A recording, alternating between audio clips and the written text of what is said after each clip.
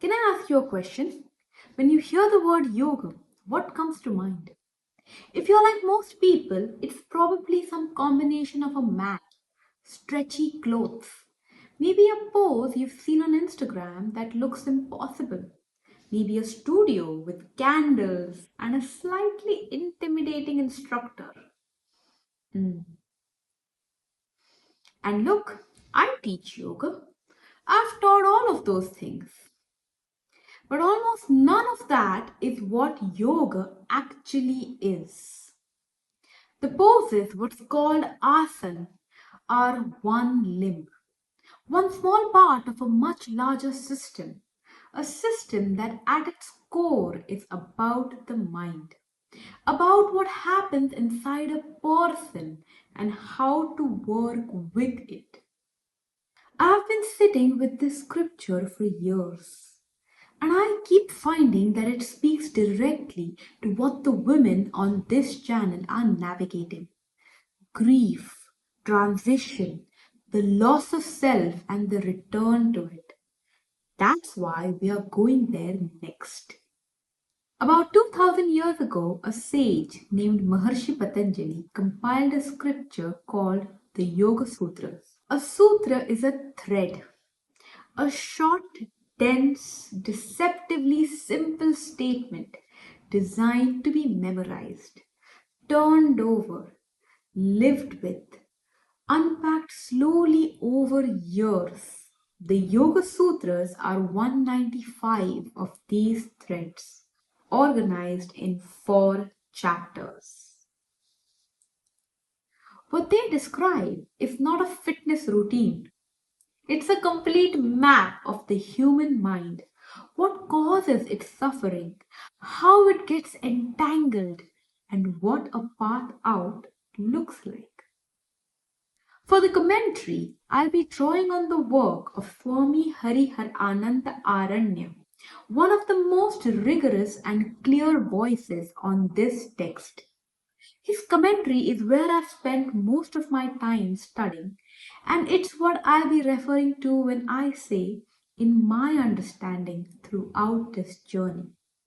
In the Yoga Sutras, Maharishi Patanjali mentions ashtanga yoga, the 8 limbs of yoga.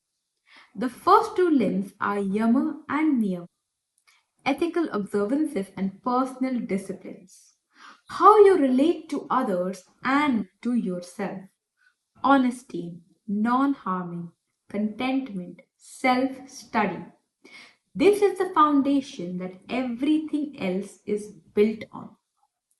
The third limb is asana, posture. In the scripture itself, asana gets only 3 sutras out of 195. That is the amount of importance Maharishi Patanjali gave to asana in the practice of yoga. The goal is not flexibility or fitness. It's about finding a posture steady and comfortable enough that the mind can stop being distracted by the body. We'll look at them in detail later in this series. The fourth limb is pranayama, breath. Every extended exhale, every breathwork practice we've done is pranayama. We've been practicing the aspect of the fourth limb of yoga from the very beginning, just using the language of the vagus nerve rather than the language of prana. The fifth limb is pratyahara, withdrawal of the senses, turning attention inward. Every body scan, every moment of closing the eyes and moving towards internal sensations.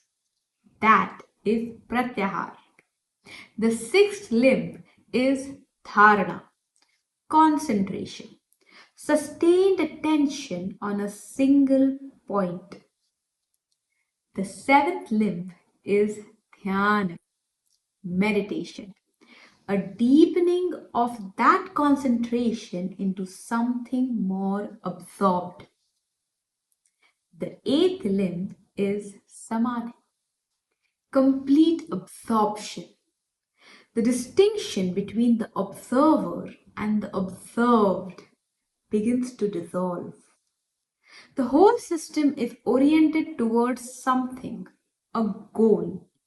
It's not just about feeling better, it's a complete journey. I want to be honest about something because it matters how we hold everything from here. Yusr was built from nervous system science, polyvagal theory, somatic research, the measurable physiology of how the body responds to stress and transition. It works because the science is real. The Yoga Sutras are a direct philosophical inquiry compiled by Maharishi Patanjali roughly 2000 years ago into the nature of the mind. A different tradition, a different starting point entirely. And yet, they describe similar territory. Two serious traditions of inquiry, separated by thousands of years, arriving at overlapping descriptions of what a human mind does and what working with it actually requires. I find that convergence genuinely interesting. Two systems, both pointing at the same woman, at the same life, from different directions. Yusra Yoga, a way of life. This is personal. I've been sitting with the Yoga Sutras for years. And what I keep finding is that Maharishi Patanjali had already written about the women on this channel, about the grief of losing a version of yourself, about exhaustion of holding everything together, about the particular suffering that comes from not knowing who you are anymore. He didn't use those words, but in my understanding of Swami Aranya's commentary, that's what's there. And I think you deserve to access something that rich. The real thing, translated carefully, applied honestly. Today, what I want to offer you is an invitation to sit with the idea that transition, the very thing this channel is about, might not be something to survive. It might have its own meaning, its own place in who you are becoming. If you've been through any of the transitions we've covered, or you're in the middle of one now, I have designed this Saturday's yoga practice to feel like a kind of exhale. Not because anything is resolved, but because of how it asks you to hold yourself through it. Starting next week, Wednesday, we'll dive into the sutras directly. Specific sutra, specific idea applied to what you're already been living through. It's the same channel with a new depth. I'll see you Saturday.